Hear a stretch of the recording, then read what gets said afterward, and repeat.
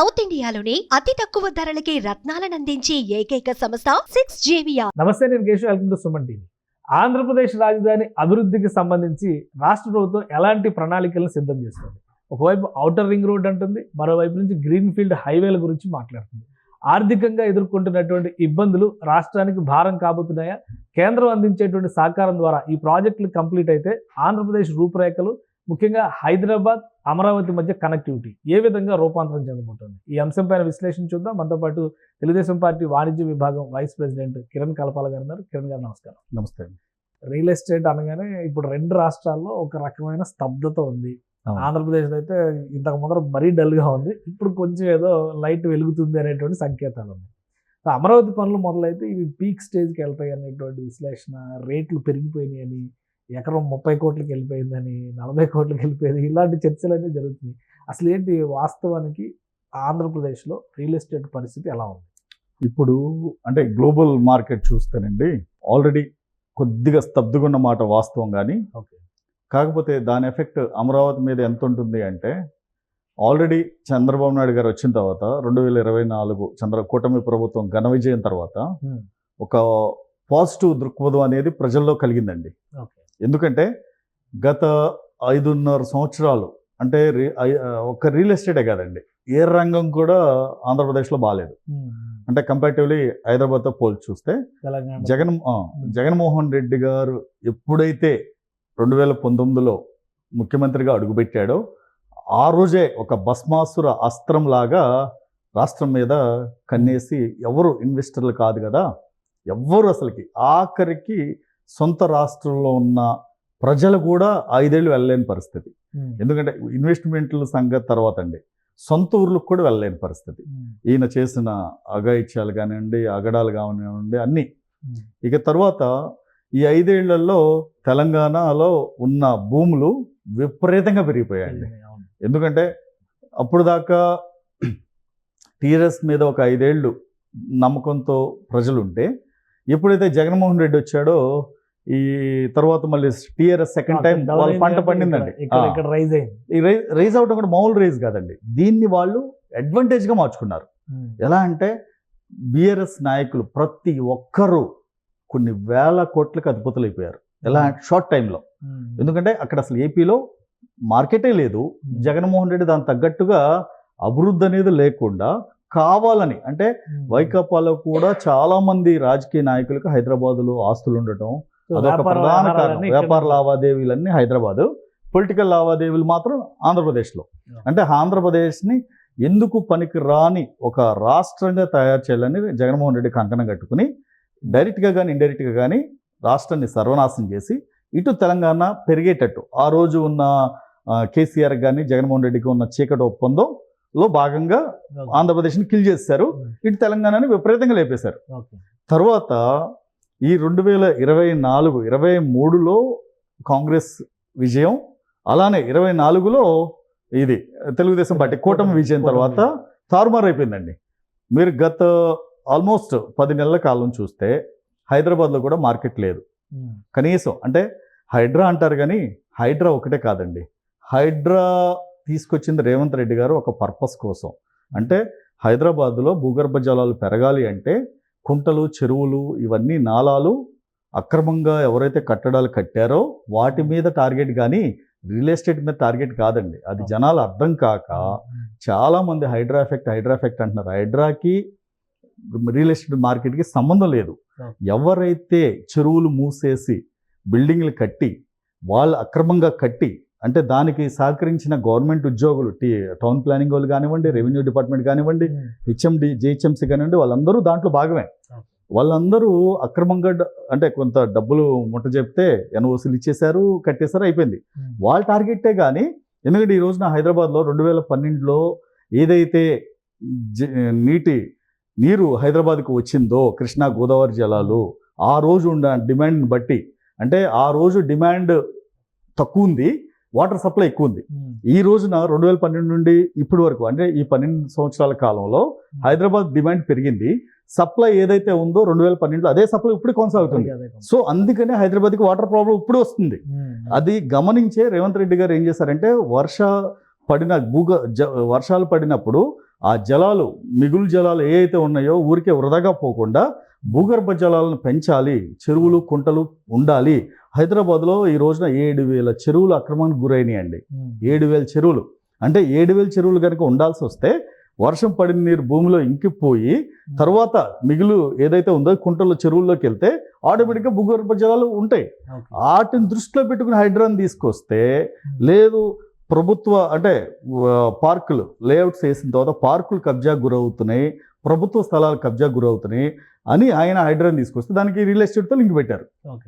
Okay, అయితే ఇక్కడ గ్లోబల్గా ఉన్న మార్కెట్ ఏదైతే ఉద్యోగుల కొరత కానివ్వండి, ఉద్యోగ అవకాశాలు లేకపోవడం అమెరికాలో కానీ, ఈ రోజున అంత టెక్నాలజీ అండి, ఎవ్రీ టైం టెక్నాలజీ అనేది. ఈ రోజున మైక్రోసాఫ్ట్ కూడా లాస్ట్ 5 yearsలో క్లౌడ్ టెక్నాలజీ తీసుకొచ్చి ఇప్పుడు మళ్ళీ ఏఐకి వచ్చింది. అలా ఎవ్రీ 5 yearsకి మారుతూ ఉంటుందండి. గతంలో మీరు చూస్తే టెస్టింగ్ టూల్స్ ఉండేది, దానికి ముందు C++ ఉండేది, విజువల్ బేసిక్ ఉండేది. అలానే ఇప్పుడు చూస్తే ఏఐ అప్గ్రేడ్ అవుతుంది ఎవ్రీ 5 yearsకి. ఇప్పుడున్న ఏఐ ఆఫ్టర్ 5 years ఉంటుందా? ఉండదండి. ఇప్పుడు రేపొద్దున రోబోటిక్ టెక్నాలజీ వచ్చేస్తుంది. అంటే మనుషులు లేకుండానే పనులు చేయటం, మనుషులు లేకుండానే మొత్తం యాంత్రికంగా పనిచేసే అవకాశాలు మెండుగా ఉన్నాయి.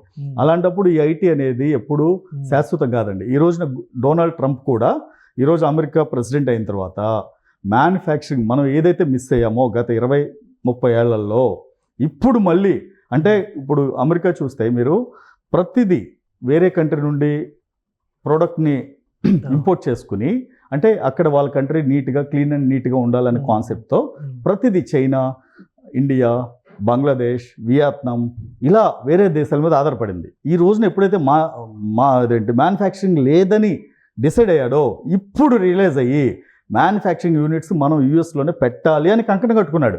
అంటే ఎవరికి ఇక్కడ మార్కెట్, ఎవర్ గ్రీన్ మార్కెట్ ఏదండి? మ్యానుఫ్యాక్చరింగ్. ఈ రోజున చైనా చూస్తే మీకు కంప్లీట్గా వితౌట్ ఐటీ ఈ రోజున వరల్డ్ నెంబర్ 1గా చైనా ఉంది. ఎందుకు ఉంది అంటే బికాస్ ఆఫ్ వాళ్ళు మ్యానుఫ్యాక్చరింగ్లో టాప్ అండి, మార్కెట్ లీడర్స్ వాళ్ళు. అలా ఈ రోజున ట్రంప్ కూడా గ్రహించి ఈవెన్ ఐఫోన్ కూడా చైనాలో మీకు మ్యానుఫ్యాక్చరింగ్ అయితే అసెంబ్లింగ్ యూనిట్ వచ్చి కాలిఫోర్నియాలో ఉంది. అంటే అక్కడ వాళ్ళు ఏది తయారు చేయాలండి, ఈవెన్ చిన్న షర్ట్ బటన్ దగ్గర నుండి పిన్ వరకు మొత్తం వేరే కంట్రీస్లో అవుతాయి. ఈ రోజున యూఎస్కి మార్కెట్ లేదు. ఈ రోజున రేపొద్దున రాబోయే 10 ఏళ్లలో అమెరికా పరిస్థితి ఎంత ఘోరంగా ఉంటుందంటే ఆ డాలర్ డ్రీమ్స్ అనేవి చెప్పుకోవటానికే కానీ వాళ్ళు పడే కష్టాలు అంత ఇంత కాదండి. అంటే గతంలో వెళ్ళిన వాళ్ళు ఏదో విధంగా సెటిల్ అయిపోతారు. ఈ రోజున ఇండియా మార్కెట్ కొద్దిగా డౌన్ అవడానికి కూడా real estate market, NRI money అనేది, ఎన్ఆర్ఐ డబ్బులు అనేవి ఇక్కడ రావట్లేదండి. ఇక్కడ ఆస్తులు అమ్ముకుని అక్కడ తీసుకెళ్తారు కానీ అక్కడ నుండి ఇక్కడికి రావట్లేదు. ప్లస్ ఏపీ ఇప్పుడు అమరావతి మోడల్ కన్స్ట్రక్షన్ కనుక స్టార్ట్ అయితే చుట్టుపక్కల డెవలప్మెంట్, అలానే హైదరాబాద్ టు విజయవాడ లేదా హైదరాబాద్ టు మచిలీపట్నం ఈ కనెక్టివిటీస్ పైన పదే ఫోకస్ రావడం, ఇవి జరిగితే 2 రాష్ట్రాల్లోనూ రియల్ ఎస్టేట్ ఊపందుకుంటుంది అనేటువంటి చర్చలు రావడం డెఫినెట్గా అండి. అంటే సంకేతం. ఇప్పుడు అమరావతి చంద్రబాబు నాయుడు గారు ఎప్పుడైతే సీఎం అయ్యారో అమరావతిని పసిగుడ్డుగా చంపేసిన జగన్మోహన్ రెడ్డి అమరావతిని ఎలాగైనా ప్రపంచ రాజధాని చేయాలని చంద్రబాబు నాయుడు గారు, వీళ్ళిద్దరిది 2 వేరు ధృవాలైన భిన్న ధృవాలైన ఇక్కడ చంద్రబాబు నాయుడు గారు అమరావతిని డెవలప్ చేస్తారు అనటానికి ఒక చిన్న ఎగ్జాంపుల్ ఏంటంటే, సౌత్ ఇండియాలో ఇప్పుడు మీరు తమిళనాడు చూడండి, కర్ణాటక చూడండి, లేదంటే తెలంగాణ చూడండి, అలానే ఒరిస్సా చూడండి. అంటే వీళ్ళందరిలోనూ ఒక క్రెడిబిలిటీ ఉన్న సీఎం ఎవరంటే చంద్రబాబు నాయుడు. ప్లస్ ఈ రోజున కూటమి ప్రభుత్వం అంటే ఎన్డీఏలో జాయిన్ అయిన తర్వాత చంద్రబాబు నాయుడు గారికి అంటే ఆయన ఏ ప్రపోజల్ పెట్టినా సరే జాతీయ స్థాయిలో అంటే కేంద్ర ప్రభుత్వం దగ్గర కానివ్వండి, మోడీ గారి దగ్గర కానివ్వండి, కేంద్ర మంత్రుల దగ్గర ఏదన్నా పెట్టినా సరే నిమిషాల్లో అప్రూవ్ అయ్యే ఛాన్స్ ఇప్పుడుంది. ప్లస్ ఇంకోటి, this is the right time. ఎందుకంటే అమరావతి డెవలప్ అవ్వాలంటే ఈ 5 ఏళ్ళు గనక కష్టపడి చేస్తే డెఫినెట్గా ప్రపంచ రాజధాని అవుతుంది. రేపొద్దున అమరావతి డెవలప్ అయితే చంద్రబాబు నాయుడు గారు ఐటీ సైడ్ అటు వెళ్ళట్లేదండి. చంద్రబాబు నాయుడు గారు 99లో ఆయన పట్టుకుంది సాఫ్ట్వేర్. అప్పటికే సాఫ్ట్వేర్ అంటే ఏంటో జనాలకు తెలియదు. ఇన్ఫర్మేషన్ టెక్నాలజీ మీద ఫోకస్ పెట్టారు. ఈ రోజున అదే చంద్రబాబు నాయుడు గారు ఈ రోజున ఏఐ అంటున్నారు, డీప్ టెక్నాలజీ అంటున్నారు. ఆ 2 రేపొద్దున అగ్రికల్చరల్కి కానీ రేపొద్దున అంటే ఈ మ్యానుఫ్యాక్చరింగ్ సెక్టర్ ఏదైతే డెవలప్ కావడానికి దోహదపడే అంశాలండి. ఏఐ కానీ, ఆర్టిఫిషియల్ ఇంటెలిజెన్స్ కానీ, డీప్ టెక్నాలజీ కానీ. సో డెఫినెట్గా ఈయన తీసుకొచ్చే ఫోకస్ అంతా మ్యానుఫ్యాక్చరింగ్ సెక్టర్ మీదే పెడుతున్నారండి. ఎందుకంటే ఏ కాన్స్టిట్యున్సీ, ఏ నియోజకవర్గానికి చెందిన విద్యావంతుడైనా సరే ఉపాధి కావాలి అంటే వేరే నియోజకవర్గం కూడా వెళ్ళాల్సిన పని లేదండి. ఆయన రేపు తీసుకొచ్చే 2 ప్రధానమైన అంశాలు ఏంటంటే ఉపాధి అవకాశాలు, అంటే ఉద్యోగ అవకాశాలు. నెక్స్ట్ ప్రతి ఒక్కరికి వైద్యం, ప్రతి నియోజకవర్గానికి 300 పడకల ఆసుపత్రి. నెక్స్ట్ మా గన్నవరం కాన్స్టిట్యున్సీ తీసుకుంటే రేపు గన్నవరం కాన్స్టిట్యున్సీకి చెందిన వ్యక్తి, చదువుకున్న వ్యక్తి వేరే కాన్స్టిట్యున్సీకి కూడా వెళ్లకుండా తన కాన్స్టిట్యున్సీలోనే పరిశ్రమలు తీసుకొచ్చి అక్కడే డెవలప్ అయ్యి, అంటే సొంత ఇంటి దగ్గర నుండి ఉద్యోగానికి వెళ్తే కనీసం అంటే ఇంటద్దె లేకుండా, లేదంటే ఫర్దర్గా ఖర్చులు పెరగకుండా ఉంటే ఆటోమేటిక్గా ఉన్న ఊరు నుండి ఉద్యోగం చేస్తే 30-40 వేలు జీతం వచ్చినా సరే ఈక్వల్ టు 1,00,000 రూపాయలతో సమానం అండి. అలా మ్యానుఫ్యాక్చరింగ్ చేస్తే ఇది ఎవర్ గ్రీన్ మార్కెట్. మ్యానుఫ్యాక్చరింగ్ అనేది ఎప్పటికీ పోదండి ఇది. ఎందుకంటే ఈ రోజున మ్యానుఫ్యాక్చరింగ్ని నమ్ముకుంటే డెఫినెట్గా ఇంకొక 20 ఏళ్ళు కాదు, 30 ఏళ్ళు కాదు, 40 ఏళ్ళు మనం బతకాలి అంటే ఏదో ఒకటి చేయాలి. ఇప్పుడు రేపొద్దున మ్యానుఫ్యాక్చరింగ్లో ఒక మెడిసిన్ తయారు చేయాలన్నా, లేదంటే ఒక ప్లాస్టిక్ ఇండస్ట్రీ తయారు చేయాలన్నా, బ్యాగ్స్ చేయాలన్నా, ఆఖరికి ఏది చేయాలన్నా సరే మ్యానుఫ్యాక్చరింగ్ అనండి. మ్యానుఫ్యాక్చరింగ్ అనేది అద్భుతం. అంటే సాఫ్ట్వేర్ టెక్నాలజీతో, ఇన్ఫర్మేషన్ టెక్నాలజీతో కంపేర్ చేయకూడదు. రాబోయే రోజుల్లో ఎకానమీ మొత్తం డిసైడ్ చేసేది మ్యానుఫ్యాక్చరింగ్ అనండి. ఈ రోజున ట్రంప్ కూడా రియలైజ్ అయ్యి మ్యానుఫ్యాక్చరింగ్ మీద ఫోకస్ పెడుతున్నాడు. అదే చంద్రబాబు నాయుడు గారు ఆయన వచ్చిన దగ్గర నుండి ఇన్ఫర్మేషన్ టెక్నాలజీ సైడ్ వెళ్లకుండా, తను గతంలో ముఖ్యమంత్రి అయినప్పుడు 99లో ఇన్ఫర్మేషన్ టెక్నాలజీ పట్టుకున్నారు, ఈ రోజు మ్యానుఫ్యాక్చరింగ్ పట్టుకున్నారు. సో ఇది రియల్ భూమికి ఎట్లా కారణం అయింది? ఇది రియల్ భూమికి ఎందుకు కారణం అంటే, చంద్రబాబు నాయుడు గారు సీఎం అయిన తర్వాత ఆంధ్రప్రదేశ్కి, అమరావతికి, ప్రజల్లో అమరావతి ఊపిరి పీల్చుకో, ఎందుకంటే అక్కడ ఉన్న చంద్రబాబు నాయుడు గారు అండి, వేరే ఏ జగన్మోహన్ రెడ్డో లేకపోతే కేసీఆర్ కాదు, అక్కడ చంద్రబాబు నాయుడు. ఆయన నిద్రపోడు, ఎదుటివారిని నిద్రపోనివ్వడు. మీరు ఆయన దూరదృష్టి మీరు గతంలో చూస్తే 99 నుండి ఆ రోజుల్లోనే విజన్ 2020 పెట్టారు. ఈ రోజున విజన్ 2047లో ఒక ఆంధ్రకే కాదండి, దేశానికి స్వతంత్రం వచ్చి 100 సంవత్సరాలు అవుద్ది 2047కి. ఆ 100 సంవత్సరాల్లో పూర్ అనే వ్యక్తులు ఉండకూడదు, నిరుపేదలు ఉండకూడదని ఒకే కాన్సెప్ట్తో ముందుకెళ్తున్న ఏకైక సీఎం నారా చంద్రబాబు నాయుడు గారండి. తరువాత మీరు అన్నట్టు ఈ రియల్ భూమికి అమరావతికి లింక్ ఏంటంటే, రేపొద్దున పనిచేసే సీఎం ఉన్నప్పుడు, ఉద్యోగ ఉపాధి అవకాశాలు ఉన్నప్పుడు డెఫినెట్గా మార్కెట్ అనేది పెరుగుద్దండి. మీరు ఎప్పుడైనా గుర్తుపెట్టుకోండి, ఈ రోజున ప్రపంచ చిత్రపటంలో హైదరాబాద్ ఉంది అంటే ఐటీ డెవలప్ అయింది కాబట్టి హైదరాబాద్ ఉందండి. ఓకే, ప్రపంచ చిత్రపటంలో చెన్నై ఉందంటే ఇన్ఫర్మేషన్ టెక్నాలజీ డెవలప్ అయింది కాబట్టి చెన్నై ఉందండి. గోర్గాం డెవలప్ అయిందంటే ఐటీ ఉంది కాబట్టి అయింది. ఇలా మీరు ఇలా చూస్తే ఇండియా మొత్తం మీద బెంగళూరు ఆల్రెడీ గతంలోనే ఐటీ ఇండస్ట్రీ, ఐటీ హబ్గా ఉంది. ఈ రోజున చూస్తే బెంగళూరు కానివ్వండి, హైదరాబాద్ కానివ్వండి, లేదంటే చెన్నై కానివ్వండి, నోయిడా కానివ్వండి, గోర్గాం కానివ్వండి, ఇవన్నీ ఐటీ బేస్డ్ సిటీస్ అండి. ఇవి కాకుండా మీరు దేశంలో ప్రధాన సిటీస్ చాలా ఉన్నాయండి. మధ్యప్రదేశ్ చూస్తే ఇండోర్ ఉంది, అలానే రాజస్థాన్ చూస్తే ఇంకోటి ఉంది, బీహార్ చూస్తే పాట్నా ఉంది. ఇవన్నీ ఏది డెవలప్ కాలే, ఎందుకు అంటే అక్కడ ఐటీ లేదు, ఇన్ఫర్మేషన్ టెక్నాలజీ లేదు. సో అందుకని ఇప్పుడు అలా కాదండి, 20 ఏళ్ల తర్వాత, 25 ఏళ్ల తర్వాత మొత్తం టెక్నాలజీ అప్గ్రేడ్ అయింది. ఇప్పుడు మ్యానుఫ్యాక్చరింగ్ సెక్టర్ వచ్చింది. కరెక్ట్గా ఇదే టైంలో చంద్రబాబు నాయుడు గారు ఇక్కడ సీఎం అయ్యారు. సో రేపు పొద్దున ఇక్కడ ఉపాధి అవకాశాలు, ఉద్యోగ అవకాశాలు క్రియేట్ చేస్తే డెఫినెట్గా రాష్ట్రంలో ల్యాండ్ అనేది సరిపోదండి కంపెనీలు పెట్టడానికి. సో ఆటోమేటిక్గా డిమాండ్ ఉన్నప్పుడు ఆటోమేటిక్గా ఏమవుద్ది, మీకు డిమాండ్కి తగ్గట్టు సప్లై కూడా, ఉద్యోగ అవకాశాలు కూడా ఉంటాయి. కావాల్సినంత యువత ఉపాధి కోసం ఎదురు చూస్తున్నారండి. అలాంటప్పుడు మీకు ఆటోమేటిక్గా ఉద్యోగ అవకాశాలు కూడా చెన్నైయో, హైదరాబాదో, బెంగళూరు వెళ్ళాల్సిన పని లేదు. సొంత రాష్ట్రంలోనే, సొంత నియోజకవర్గంలోనే, సొంత ఊర్లోనే పనిచేస్తాడు. మీకు ఆటోమేటిక్గా డిమాండ్ అనేది అప్పుడు వచ్చినప్పుడు రియల్ ఎస్టేట్ మార్కెట్ అనేది పెరుగుద్ది డెఫినెట్గా. ఎందుకంటే ఇప్పుడు అమరావతిలో 50 లక్షలు ఉన్నారు అనుకుందాం, రాబోయే 5-10 ఏళ్లలో 1 కోటి జనాభా అయితే డెవలప్ అయినట్టు కదా. ఆ 1 కోటి మందికి రెసిడెన్షియల్ అవసరం లేదా, నివాస గృహాలు కావాలి కదా. తరువాత 50 లక్షల ఉద్యోగాలు వచ్చినాయి అంటే దానికి డైరెక్ట్గా కానీ, ఇండైరెక్ట్గా కానీ, హౌస్ కీపింగ్ స్టాఫ్ కానీ, సెక్యూరిటీ స్టాఫ్ కానీ, భవన నిర్మాణ కార్మికులు కానీ, లేదు అంటే హోటల్ ఇండస్ట్రీ కార్మికులు కానీ, వీళ్ళందరికీ ఉపాధి అవకాశాలు కావాలి. వాళ్ళ లెవెల్లో వాళ్ళకి మళ్ళీ నివాస గృహాలు కావాలంటే ఆటోమేటిక్గా మీరు ఒకటే గుర్తండి బంజారా హిల్స్ మీ అంచనా ప్రకారం ఎప్పటికీ ఈ పనులు మొదలవుతాయి, ఎప్పటికీ ఈ రూపురేఖలు వస్తాయి ఇండస్ట్రీలో కానీ రేపు ఏప్రిల్ ఎండ్ కానీ మే 1 నుండి అమరావతి రాజధాని పనులు జోరుగా ఊపందుకుంటాయండి. ఫస్ట్ అవుటర్ రింగ్ రోడ్ని ఆల్రెడీ ఫైనల్ చేశారు. చాలా టైం పడుతుంది కదా, 4 ఏళ్ళు అంటే ఒకటండి, 4-5 ఏళ్ళు అంటే చంద్రబాబు నాయుడు గారు ఈసారి గతంలో లాగా భిన్నంగా ఆలోచిస్తున్నారు. గతంలో మనం మొదలుపెట్టి అయిపోయిన తర్వాత నెక్స్ట్ పార్టీ ఏదొస్తుందా అన్న ఆలోచనలో సందిగ్ధంలో ఉండేవాళ్ళు. మళ్ళీ గెలవాలి అంటే మధ్యలో దీన్ని పెట్టి వెళ్ళాలని. గతంలో ఆ పొరపాటు జరిగింది. అంటే ఆయన రాజధాని పనులు కానీ అవన్నీ మధ్యలో మొదటి నుండి స్టార్ట్ చేయకుండా మధ్యలో స్టార్ట్ చేసి అన్నీ సగం సగం అయ్యేటప్పటికి ఏమైందంటే ప్రజల్లో కానీ ప్రతిపక్ష ఆ రోజు జగన్మోహన్ రెడ్డి కానీ దాన్ని అడ్వాంటేజ్గా తీసుకుని దానికి కోడికత్తి కేసు, వివేకానంద రెడ్డి మర్డర్ని ఇవన్నీ కలిపి ఆ రోజున లబ్ధి పొందాడు. ఈసారి అలాంటి పరిస్థితి లేదండి. ఈరోజు జగన్మోహన్ రెడ్డి మీరు జాకీలు పెట్టినా లేపినా సరే లేచే పరిస్థితి లేదు. ఎందుకంటే ఒక పెద్ద అవినీతి పరుడని ప్రజలందరూ అనుకుంటున్నారు. ఇంకా సమయం ఉంది, కానీ ఇప్పుడు నిర్మాణాలు జరగాలంటే కూడా అంటే ఈ రోజు అవుటర్ రింగ్ రోడ్ కూడా మీరు గతంలో ఆర్థిక పరిస్థితి ఇవన్నీ కూడా ఇన్ఫ్లుయెన్స్ చేస్తాయి కదా. అదే ఇప్పుడు ఈ రోజున అవుటర్ రింగ్ రోడ్ కంప్లీట్ చేయాలంటే సరిగ్గా చంద్రబాబు నాయుడు గారు దృష్టి పెడితే 2 సంవత్సరాల్లో కంప్లీట్ చేస్తారండి. 6 కాంట్రాక్టర్లను ఫైనలైజ్ చేస్తున్నారని మాకు వినిపిస్తుంది. 6 ప్యాకేజీలుగా ఇప్పుడు ఉన్న 185 కిలోమీటర్లని 6 ప్యాకేజీలుగా ఇచ్చేస్తే 6 కాంట్రాక్టర్లను ఒక్కొక్క ప్యాకేజ్ కింద మీరు క్లస్టర్ కింద డివైడ్ చేస్తే 6 చోట్ల పనులు మొదలు పెడితే మీకు ఆటోమేటిక్గా అయిపోద్ది.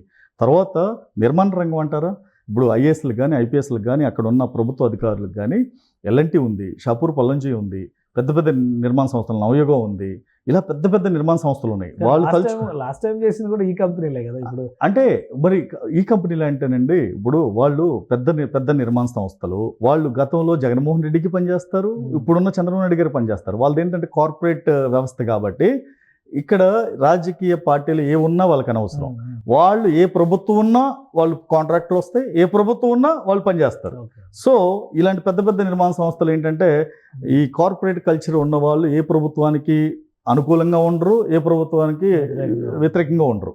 సో డెఫినెట్గా మీరు 2027 డిసెంబర్ కల్లా సరే అమరావతి ఆల్మోస్ట్ 70-80% కంప్లీట్ అయ్యి రూపురేఖలు వచ్చి ఉపాధి అవకాశాలు కూడా అమరావతిలో ఉండే విధంగా చంద్రబాబు నాయుడు గారు ప్లాన్ చేస్తున్నారండి. సో దానికి తగ్గట్టుగానే మిగతా భూమి కూడా పెరిగే అవకాశం డెఫినెట్గా అలానే పెరుగుద్దండి. మీకు అమరావతికి కనెక్టివిటీ కోసం మీకు ఆల్రెడీ విజయవాడ నుండి గొల్లపూడి బైపాస్ మీద గుండా ఒక బ్రిడ్జ్ పడుతుంది కృష్ణా రివర్ మీద. సెకండ్ ఇబ్రహీంపట్నం మీద ఐకానిక్ బ్రిడ్జ్ ఒకటి. నెక్స్ట్ థర్డ్ కంచీచర్ల దగ్గర వైకుంఠపురం బ్రిడ్జ్ ఒకటి పడుతుంది.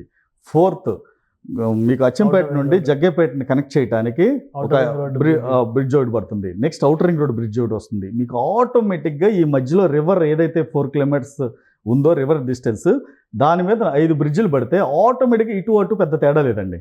సో కనెక్టివిటీ వచ్చేస్తుంది, రాజధాని కనెక్టివిటీ వస్తుంది. రేపు భవిష్యత్తులో ఇబ్రహీంపట్నం నుండి జగ్గేపేట వరకు, ఆల్మోస్ట్ ఇబ్రహీంపట్నం నుండి కంచీచర్ల వరకు మీకు ఏదైతే మొన్న అవుటర్ రింగ్ రోడ్ కానివ్వండి, కంచీచర్ల దగ్గర అలానే రైల్వే కార్గో టెర్మినల్ కానివ్వండి, అక్కడ నుండి కంచీచర్ల నుండి నందిగామ వరకు మ్యానుఫ్యాక్చరింగ్ ఇండస్ట్రీస్ కానివ్వండి, పరిశ్రమలు, అక్కడి నుండి నందిగామ నుండి జగ్గేపేట వరకు కూడా మీకు పరిశ్రమలు రావడానికి పుష్కలంగా, ఎందుకంటే వాళ్ళు ఆల్రెడీ సర్వే చేశారండి. డెఫినెట్గా ఈ బెల్ట్ మాత్రం రేపు మ్యానుఫ్యాక్చరింగ్ సెక్టర్లో అగ్రగామిగా ఉండబోతుందండి. కంచీచర్ల కానీ, నందిగామ కానీ, జగ్గేపేట కానీ. అలానే ఇటు నుండి హైదరాబాద్ నుండి చూసుకుంటే కోదాడకి ఇండస్ట్రియల్ క్లస్టర్ని అరేంజ్ చేస్తున్నారు. మీకు ఆటోమేటిక్గా చౌటుప్పల వరకు ఇండస్ట్రీస్ డెవలప్ అయినాయి తెలంగాణలో.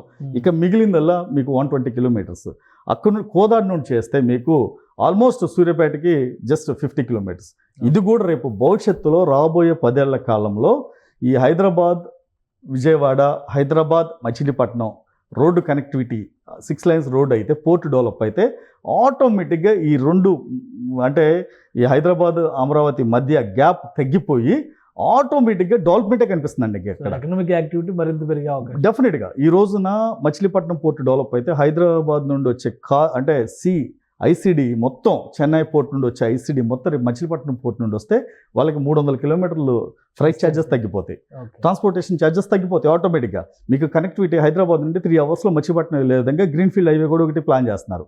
సో ఈ ఫెసిలిటీస్ ఉన్నప్పుడు ఆటోమేటిక్గా ఇక్కడ తెలంగాణలో అయినా రేపొద్దున ఆంధ్రాలో అయినా సరే 2 స్టేట్స్ ఒకటే అనే విధంగా రేపొద్దున డెవలప్ అయితే ప్రజలకు కావాల్సింది అభివృద్ధి అండి, రాజకీయాలు కాదు.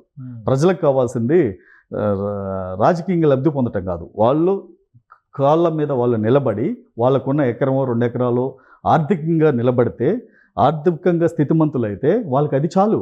అంతేగాని ప్రభుత్వాలు ఎంతమంది వచ్చినా, రాజకీయ నాయకులు 1000 కోట్లు సంపాదించినా వాళ్ళు ఎవరు ప్రజలు పట్టించుకోరండి.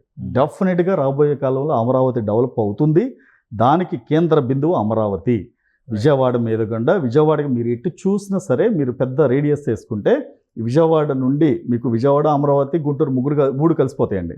రేపు ఫ్యూచర్లో విజయవాడ కేంద్రం అయ్యి అమరావతి మీకు ఎటు చూసిన 50 కిలోమీటర్లు అండి. ఇటు నందిగాం వరకు, అటు వచ్చి గుంటూరు మీద కూడా చిలకలూరుపేట, అటు నుండి ఉయ్యూరు, మచిలీపట్నం, ఇటు వచ్చేసి ఆల్మోస్ట్ జంక్షన్ వరకు డెఫినెట్గా ఒక అతి పెద్ద సిటీ అవ్వబోతుందండి అమరావతి. ఇంకొకటి ప్రపోజల్ కూడా ఉందండి, అదే సెల్ఫ్ ఫైనాన్స్డ్ సిటీ, అదే ఫైనాన్షియల్ హబ్ అయ్యే అవకాశం ఉంటుంది. ఇప్పుడు రేపు ఫ్యూచర్లో కూడా అమరావతిని కూడా గరుడ అని నామకరణం చేయబోతున్నారండి. Greater Amaravati rural urban development authority, Garuda. ఎందుకంటే అప్పుడు గరుడ లిమిట్స్ ఏదైతే హెచ్ఎండిఏ ఉందో, హెచ్ఎండిఏ లిమిట్స్ ఏదైతే ఉందో హైదరాబాద్కి అతి పెద్దగా 70 కిలోమీటర్ రేడియస్లో, రేపొద్దున గరుడ లిమిట్స్ కూడా రాష్ట్ర ప్రభుత్వం ఆలోచన దిశగా పనిచేస్తుంది. ఎందుకంటే రేపు అమరావతిని గ్రేటర్ అమరావతి చేయాలండి. డెఫినెట్గా చేసినప్పుడు ఆటోమేటిక్గా గ్రేటర్ విజయవాడ, గ్రేటర్ గుంటూరు ఈ డిమాండ్లు ఉన్నాయి కదా. అంటే ఇప్పుడు ఐవి సిటీస్ అండి, ఇది క్యాపిటల్ కదండి. ఇప్పుడు రేపు ఆంధ్రప్రదేశ్ క్యాపిటల్ కదా.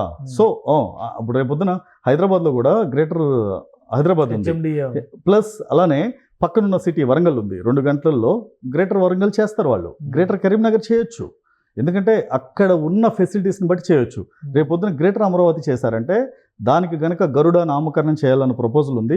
అది గనక చేస్తే డెఫినెట్గా ఇండియాలో the biggest and largest capital city of Andhra Pradesh అవుతుందండి అమరావతి అనేది. అది ఆ దిశగా ప్రభుత్వం అడుగులు వేస్తుందా, లేదంటే ఓన్లీ ప్రపోజల్ దశలో? లేదు, చంద్రబాబు నాయుడు గారు ఉన్నారంటే చెప్పాను కదండి, ఆయన నిద్రపోడు, ఎదుటివారు నిద్రపోనివాడు. సో ఆయన పనిచేసే ముఖ్యమంత్రి కానీ కాలక్షేపం చేసే ముఖ్యమంత్రి కాదు.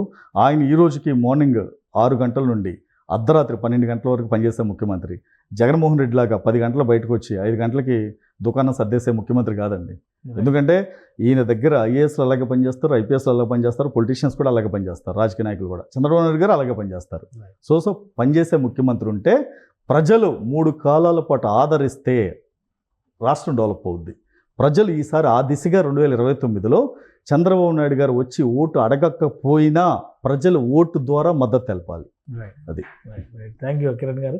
ఇది ఆంధ్రప్రదేశ్ అభివృద్ధికి సంబంధించి అలానే రియాలిటీ రంగానికి ఊపిచ్చేటువంటి అంశంగా ఇది కనిపిస్తుంది. గరుడ అనేటువంటి వ్యవస్థను ఏర్పాటు చేసే దిశగా ఆంధ్రప్రదేశ్ ప్రభుత్వం వ్యూహాత్మక ప్రణాళికలను సిద్ధం చేసింది. అమరావతి కేంద్రంగా చుట్టుపక్కల 50 కిలోమీటర్ల రేడియస్లో మొత్తం అభివృద్ధి దిశగా నడిపించేటువంటి ప్రణాళిక ఇది. అలానే ఆంధ్రప్రదేశ్ నుంచి తెలంగాణ వరకు, హైదరాబాద్ నుంచి మచిలీపట్నం వరకు గ్రీన్ఫీల్డ్ హైవే వస్తే కనుక ఈ బెల్ట్ మొత్తం కూడా ఇండస్ట్రియలైజేషన్ విషయంలో, మ్యానుఫ్యాక్చరింగ్ ఇండస్ట్రీస్ హబ్గా మారేటువంటి విషయంలో కూడా ముందడుగు పడుతుందని కిరణ్ గారు విశ్లేషిస్తున్నారు. ఇది స్పెషల్ డిస్కషన్. Keep watching.